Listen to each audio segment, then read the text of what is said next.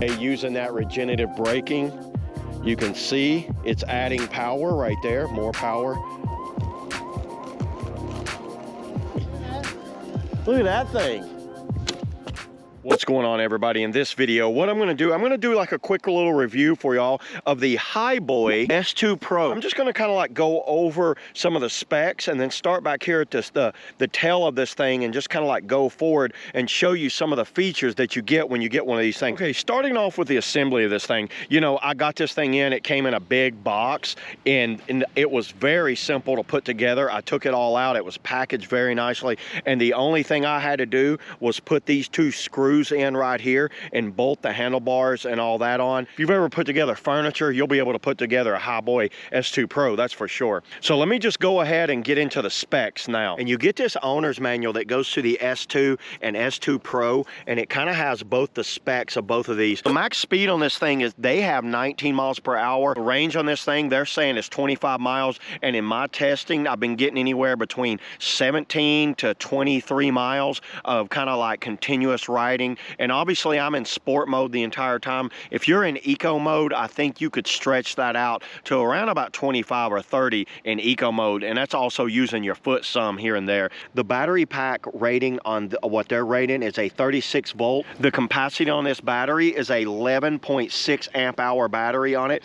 So moving on to the hub motor here, actually really impressive for the size of this scooter. This is a 500 watt hub motor that has a peak power of 750 watts of power if you really push this thing. So I was really impressed on how well this little hub motor pulled me around. The charger port is in the stem, which is actually a really good spot to put a charging port instead of down here. And while it's folded down, it makes it really easy to charge this thing. One thing I want to note about these tires, these are not pneumatic tires. These are solid foam tires. This thing does not have like a full suspension built into it, but it does have a good amount of shocks, and you can jump off curbs and do whatever and absorb a little bit of that. This is a metal fender that's braced off right here, and it has a brake light, a working brake light that goes in it. It's mechanical disc brakes on the back. It's a 120 millimeter rotor, which is more than enough for something of this size, and these work extremely well. This rear brake is a beast. You can lock this thing up, you can tail slide this thing, you can whip it around. This thing right here is where, when the locking mechanism,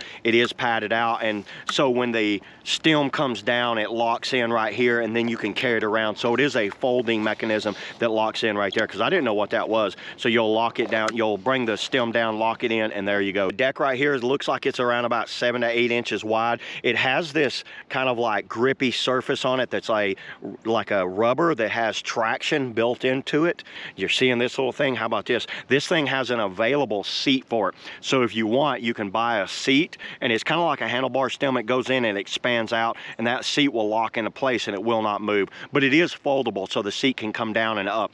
It's great that they have that option. If you want to have a sit down, you're ready to go. The battery's encased in it right here. You can see it, and you can kind of see the shocks down in there. There's dual shocks down in there. One thing that's impressive, look how thick this metal is. That's a very beefy looking metal. This is your hub motor. Once again, the solid tires, these are solid rubber tires, really good. It has reflectors built into the side. That is not a light, but that is a reflector right there that kind of just gives you some more kind of safety on the front right there. And then this right here is where you would adjust, where you would drop it down. You can see how easy that is, but it will not come down on you when you have this latching mechanism. It has a lock on it, so you're not worried about it coming down, but the quality of this thing is really nice. One thing you'll notice, it's a very short handlebar. That was the one thing that I wish the handlebars were maybe about 2 to 3 inches longer on each side, just to give you a little more like wider grip on there. But you know what, you get used to it, and it worked just fine for me. The hand grips need to be, they're not locking hand grips. I can turn them if I really twist on it, but you'll never notice that while you're riding, and they're super grippy. These are very grippy hand grips. So the left side is the regenerative braking. You heard me right. This has regenerative braking on it. So when you're going down a hill, push the red button down, and it adds power. It stops the motor, but it also adds power back into it. I did watch my meter go up slightly as I was using that. You can see right here, it'll have a little meter going up, and I watched a bar actually add back one time when I was doing that. So that's pretty cool that they have regenerative braking. Not many have regenerative braking, especially in this price range. So good job on Hiboy on doing that. I can tell you, y'all. That's a feature that it worked well, worked way better than I thought it would on this little scooter. So if you're running quick errands, you can always hang a bag or something like a jacket or something right here and just let it dangle down. I like that little feature of having that right there. This lever is the rear brake. This will lock up the tire. I'm not a big fan of bells. I have talked about that in some of my other e-bike videos, but listen to this bell, everybody.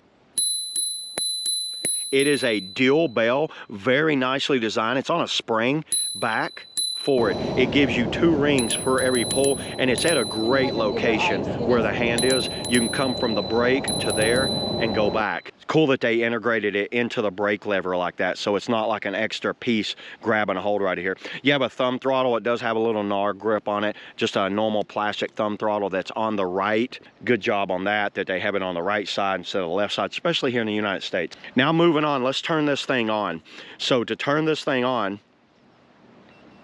you're gonna press that for like 2 seconds, and as soon as you press it, it comes right on. You can see how it pops right on. It might be flickering a little bit in the shutter on the camera here, but that's not what it's doing right now. It's a solid on, and you can see the red S means I'm in sport mode. There's the speedometer and the battery there. You double tap it once, double tap it, you hit it twice like a double tap. Now it's this green S. That means I'm in eco mode. Eco mode for me, it seemed like it went from 0 to about 13 miles per hour when it's in eco mode, and it worked just fine on that. And then when I wanted to go back in sport, you hit it twice, red popped up, it went back in. And by the way, this has an app, and all of this is controlled by an app too. I will go over the app in a little bit of a ride test coming up. And then to turn on the headlight, you're just gonna kind of like press it. Like one press gives you the headlight. You see the headlight there? And the headlight just popped on. Now this headlight is not the brightest of headlights, but you know what? It worked. When this headlight comes on, you also get all of your LEDs. I'll show you up on the screen what it kind of looks like at night. The rear tail light and the side lights look absolutely amazing in the dark. The headlight could use some work. If I'm gonna be riding late at night, I'm gonna add my own little headlight right here. I'm just gonna put my aftermarket headlight to give me a little more power on that. Let me go ahead and do a little ride test and kind of like give you my opinions of how it rode, and using the app. I'll do a real world test of the app and riding it around a parking lot and on and off trails and putting it to the test. So let's click over to that, and then after that I'll come back with my final thoughts and kind of give you my opinion of who I think this is good for and what I liked and what I didn't like about this. So yeah, let's get to the ride test. So you're gonna open the app, and here's what the great thing about having this. So I'm gonna open the app here. I do have Bluetooth, so I am connected. I can lock and unlock it here. So now it's locked, now it's unlocked. See, watch this. See how nothing works? It turns it off. So I have locked the scooter so it can't be moved when it's locked. The headlight, and when the headlight's on, the tail light's on. So I just showed you that. And then over here, cruise control. That's cruise on or off. Now, the cruise control comes on after you hold down the button. The cruise control will come on. I actually like the cruise control. It doesn't bother me. And going into the details here, so looking at the details, remaining battery 60%. I have been riding it, so that's how I know I have more battery. Miles per hour, battery voltage is 37.7. The current is 0. All of this stuff will change as you're riding. You see that? So as I'm moving it, you see how it's changing. It's giving me all of that data. I absolutely love that. And it has the controller temperature, which is a handy thing to see if your controller is getting hot or not. Pretty much that's everything. We're gonna start out on slow. I'm not gonna use their speedometer. I'm gonna use my own speedometer. So let me open that, get it back to 0. So let's start right here and let's start the speed test now. This is full throttle.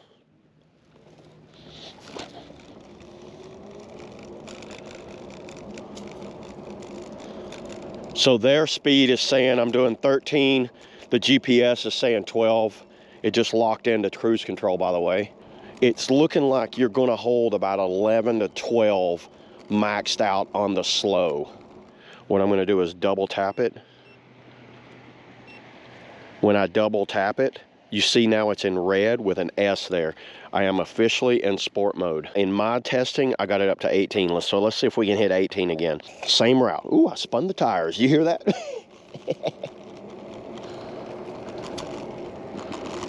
It's showing me a power meter that I'm full power. 14. Cruise control just kicked in. I'm still full throttle. Looks like 15, 16. I think this thing will hold 15 to 17 pretty easy for my weight. And I'm 180, 185, and this thing is smooth sailing. I like riding this thing. It's almost like you're levitating down the road. And you want to kind of get a lean back with the knees bent. Trust me, I found out the hard way.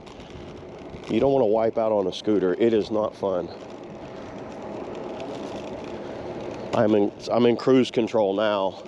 And then to kick it out of cruise, obviously just touch the brake and it'll stop the cruise control. It's so fun to kind of like weave on this thing. So lean back, left and right at the same time. The back wheel slid. Look at that, everybody. Look at that mark.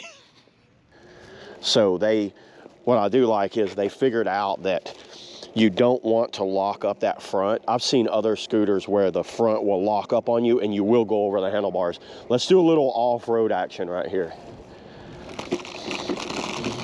This thing is not built for off-road, but basic gravel and like outside like this, it works just fine. You can ride it in the grass pretty easy. Everybody, there's the full walkthrough, components, testing, specs, everything you need to know on this thing. The power on that 500-watt motor was very impressive on pulling me up hills. The brakes are absolutely phenomenal. You can pull this back brake and you can lock that thing up and go into a tail slide all day long. The regenerative braking is one of the coolest features I've seen on a scooter of this price point. That's really cool that they did that, and it's a slow stop down. The lightness and how easily you can fold this down, put it in the trunk of a car, take it anywhere. Very good that they did that. They did a really good job on the quality.